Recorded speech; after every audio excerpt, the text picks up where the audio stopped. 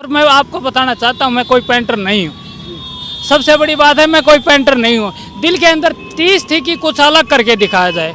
आज मुझे 1,25,000 से ज़्यादा वॉल पेंटिंग देश के अलग अलग कोनों में करने का मौका मिला। मैं पहली तो बात मैं किसी से कुछ ले नहीं रहा, क्योंकि मैं मोमेंट का साथी हूँ और मोमेंट के लिए कर रहा हूँ, पैसे के लिए नहीं कर रहा। अगर पैसे के लिए उम्मीद करूँगा आपके चैनल के माध्यम से, मैं आपके चैनल को काफ़ी लंबे समय से देख रहा हूँ। आप बहुत अच्छी रिपोर्टिंग कर रहे हो और समाज में एक अच्छा मैसेज भी देने का काम किया। आप 60 किलोमीटर दूर से इस वॉल पेंटिंग को दिखाने के लिए मेरे पास आए, उसके लिए भी विशाल भाई आपका धन्यवाद और आपके चैनल के तमाम साथियों का भी मैं धन्यवाद। इसमें आपने लिख दिया बहन जी जिंदाबाद, मिशन 2027 बीएसपी जिंदाबाद।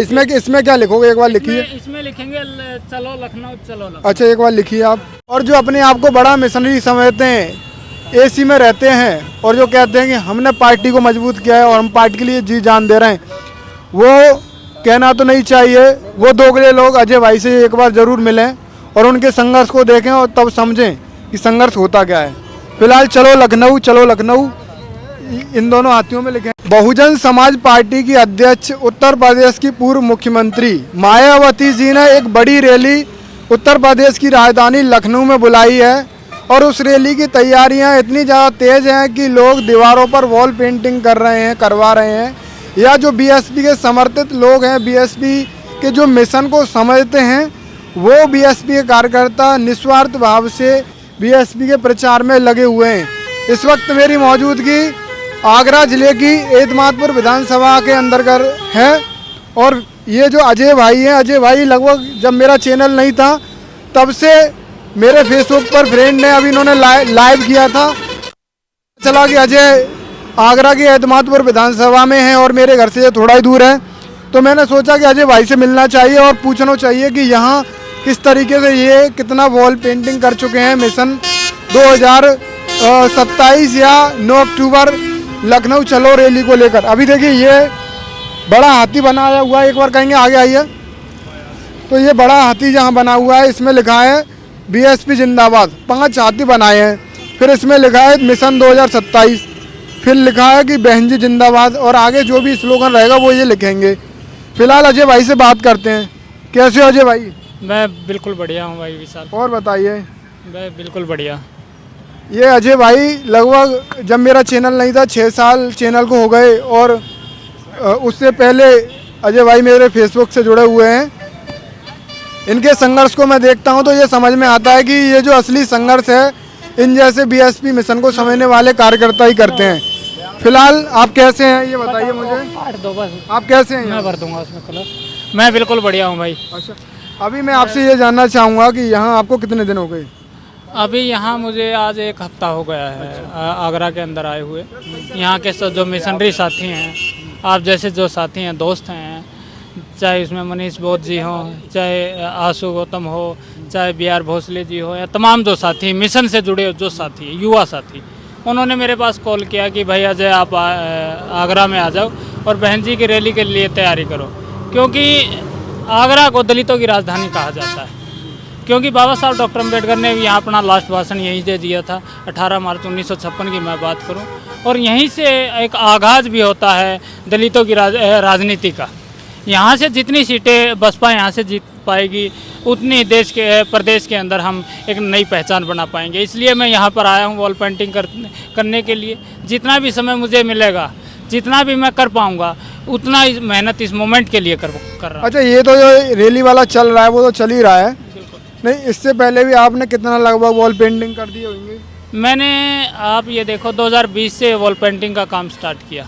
जब लॉकडाउन था तो मैंने मानवर साहब काशीराम के बहुजन संगठक जो अखबार हुआ करते थे, किसी साथी से मिले, उनको पढ़ा और मैंने उस बहुजन संगठक अखबार में एक खबर देखी थी जिसमें लिखा हुआ था कि मानवर साहब काशीराम ने 1 लाख वॉल पेंटिंग इस देश के अंदर की।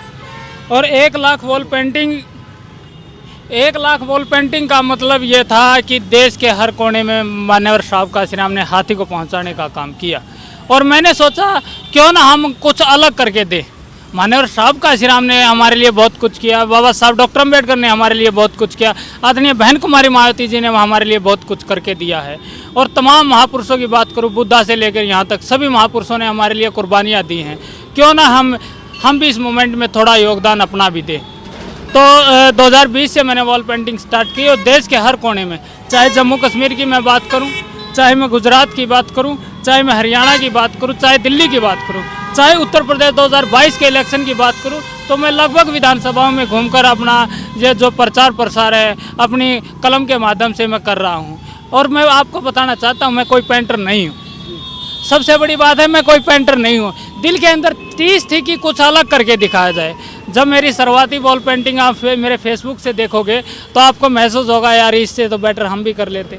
लेकिन धीरे धीरे जब मैंने काम स्टार्ट किया और आज मुझे 1,25,000 से ज़्यादा वॉल पेंटिंग देश के अलग अलग कोनों में करने का मौका मिला। और ये मौका आदरणीय बहन कुमारी मायावती जी के जो संघर्ष को जब मैंने देखा, उत्तर प्रदेश की मैं बात करूँ या उत्तर प्रदेश के हापुड़ की मैं बात करूँ, चाहे लखनऊ के पार्क की मैं बात करूँ या ज़िले बनाए जो बहन जी ने, उनको देखकर मेरा अंदर टीस होती है क्यों ना कुछ अलग किया जाए।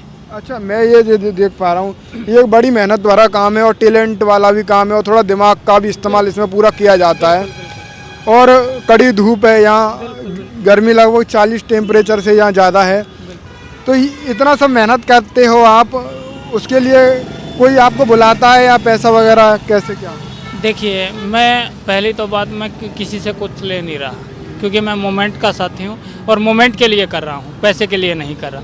अगर पैसे के लिए करता तो मैं यहाँ नहीं आता और ये हाथ ही नहीं चापता। इससे बेटर के मैं बीजेपी। एक अच्छी रकम मिल सकती है, वैसे अच्छी रकम मिल सकती है, बिल्कुल मिल सकती है, कोई दो राय नहीं है।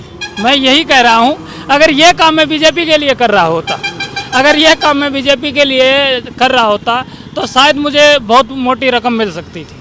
लेकिन मैंने सोचा कि मैंने जिन महापुरुषों को पढ़ा है, बाबा साहब ने जो बलिदान संघर्ष किया है, उसको देखते हुए मैं फ्री में कर रहा हूँ। और जो साथी मेरे से कॉल करता, कहीं से भी देश के किसी भी कोने से कॉल करता है, तो मुझे लगता है कि 30 है उसके अंदर कोई प्रत्याशी ना हो। कोई वर्कर मेरे पास फ़ोन करे, पार्टी का पदाधिकारी मेरे पास फ़ोन करे, तो मैं तुरंत में आ जाता हूँ। उसको यही बोलता हूँ कि मेरे यहाँ आने का किराया दो, खाने पीने की व्यवस्था करो और मैं ये जो सामान है वो सामान दो, उसके अलावा मैं किसी से कोई पैसा नहीं लेता। नहीं, फिर भी पार्टी का ही प्रत्याशी अगर करवाए फिर करना चाहोगे? मैं बिल्कुल नहीं करना चाहूँगा। मैं किसी प्रत्याशी के लिए कोई काम नहीं करता, क्योंकि प्रत्याशी इलेक्शन लड़ने के लिए आते हैं और इलेक्शन जैसे ही ख़त्म होता है वो भाग जाते हैं। हमारा उसमें क्या बेनिफिट हुआ, या समाज का क्या बेनिफिट हुआ, या मूवमेंट का क्या बेनिफिट हुआ? सोचने का विषय ये है कि हमें उन लोगों के लिए काम करना चाहिए जिन लोगों ने अपना सब कुछ इस मूवमेंट पे कुर्बान कर दिया, जिन्होंने अपनी कुर्बानियाँ दी। मैं ऐसे ऐसे लोगों से मिला हूँ। मैं जम्मू कश्मीर की बात करूँ तो मैंने और साहब काशीराम ने 1995 के अंदर एक कैडर कैंप जम्मू कश्मीर के अंदर रखा था और उस कार्यकर्ता को लेट हो गया। उस समय वो जवानी में था जिस समय साहब काशीराम का कैडर वहाँ हुआ 1995-94 की मैं आपको बात बता रहा हूँ। और मुझे नाम ध्यान नहीं, लेकिन मेरे पास फ़ोटो वोटो सब कुछ पड़ा है उनका। तो लेट हो गया घर पे जाने के लिए। वहाँ पहाड़ी क्षेत्र है और आप समझ ही रहे हो, जम्मू कश्मीर का जब बात आती है तो आतंकवाद की बात आती है। तो वहाँ जब मैंने उस साथी से मिला तो बोला कि साहब काशीराम ने मेरे हाथ पे डंडा मारा था, डंडे से उसका गूठा टूट गया था और साहब काशीराम ने उस गूठे को जड़वाया था। उस आदमी ने अपने घर का सब कुछ बेच दिया था इस मूवमेंट को बचाने के लिए। और जब राष्ट्रीय पार्टी बहुजन समाज पार्टी के जब 4 विधायक जम्मू कश्मीर से बने तो वही जम्मू कश्मीर से राष्ट्रीय पार्टी का आगाज़ भी हुआ था। ऐसे ऐसे लोगों से मिला हूं मैं, उनके लिए काम ये तो बड़े संघर्ष की बात हो गई। अभी इससे क्या फ़ायदा होगा रैली में?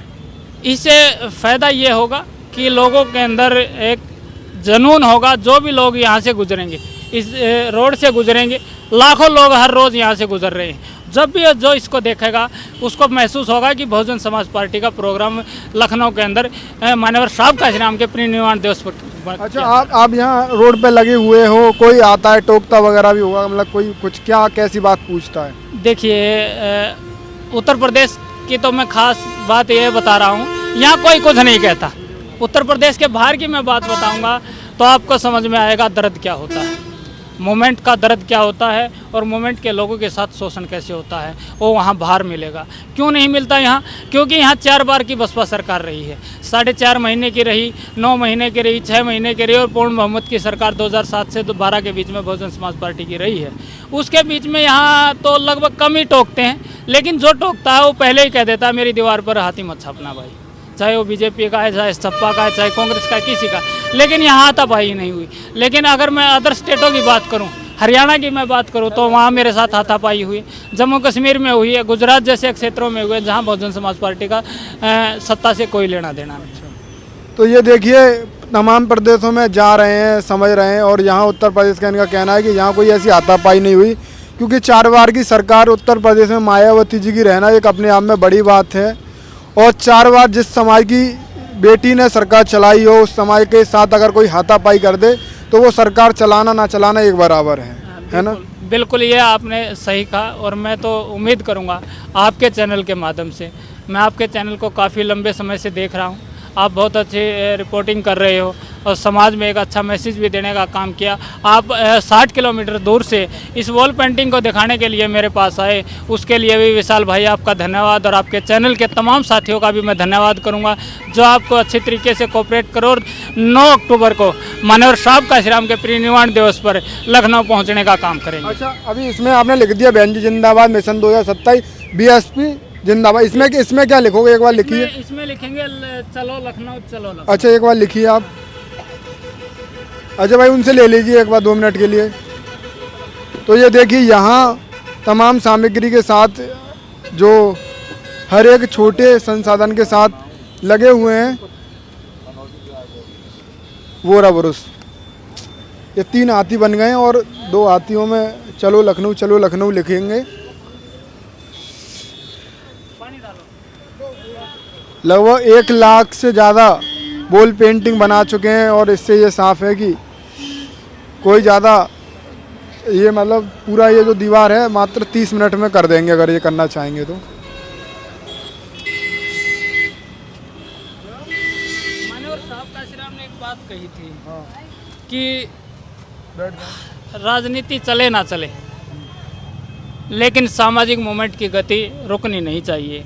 और ये हाथी कोई पार्टी का चुनाव चिन्ह नहीं है, ये विचारधारा को चलाने का एक माध्यम है हाथी, और इसको हम कंटिन्यू चला रहे हैं। सत्ता आई ना आए कोई फ़र्क नहीं पड़ता, मुझे तो फ़र्क नहीं पड़ता।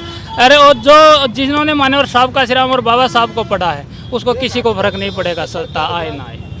अभी देखिए ये जो लोग कहते हैं ना कि हमने मिशन में ये दे दिया वो दे दिया, बहुत सारे लोग देखते होंगे तो सोचते होंगे कि अजय भाई पैसा ले लेते होंगे।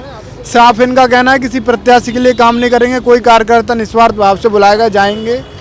और जो अपने आप को बड़ा मिशनरी समझते हैं, AC में रहते हैं, और जो कहते हैं कि हमने पार्टी को मजबूत किया है और हम पार्टी के लिए जी जान दे रहे हैं, वो कहना तो नहीं चाहिए। वो दोगले लोग अजय भाई से एक बार ज़रूर मिलें और उनके संघर्ष को देखें और तब समझें कि संघर्ष होता क्या है। फिलहाल चलो लखनऊ इन दोनों हाथियों में लिखेंगे और आगे जो भी करेंगे। ठीक है अजय भाई, मैं फिर आपसे मिलूंगा कभी। हाँ बिल्कुल, मुलाकात कभी होगी जब सत्ता आए या कहीं संघर्ष के दिनों में, फिर दोबारा हम मिलेंगे। और ये मैं अपनी विधानसभा क्षेत्र में कुछ लोगों से आपके बारे में बात करूंगा, वो कि आप वहां आएँ और अपना काम करें। जी बिल्कुल, अगर कोई मूवमेंट का सच्चा प्रहरी होगा तो मैं निस्वार्थ वहाँ आके 1 महीना 15 दिन जो भी मुझे समय मिलेगा मैं उस समय में आपके लिए काम करूँगा, मूवमेंट के लिए काम करूँगा। और 27 के लिए हम सभी लोगों ने काम करना चाहिए। अगर इस देश के अंदर बाबा साहब के आंदोलन को बचाना है, साहब काशीराम की मूवमेंट को बचाना है, बहन जी के संघर्ष को देखना है, तो हमें 27 के इलेक्शन को देखना होगा। चाहे अनेकों लोग आए, अनेकों पार्टियाँ बन रही हैं, चाहे BP अशोक की मैं बात करूं, अभी नई पार्टियां उन्होंने बनाई है, चाहे मैं चंद्रशेखर की बात करूं, वो तमाम लोग यहां आएंगे।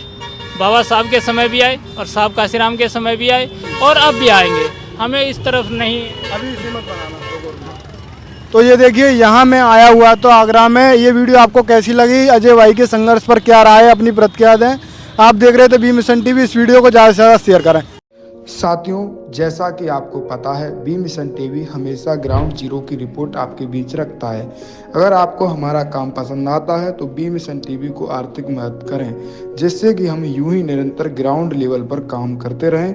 स्क्रीन पर दिख रहे QR कोड को स्कैन करें और अपने दान की राशि बी मिशन TV के खाते में भेजें। QR कोड के अलावा आप हमारी UPI ID BMissionTV@YBL पर भी मदद भेज सकते हैं।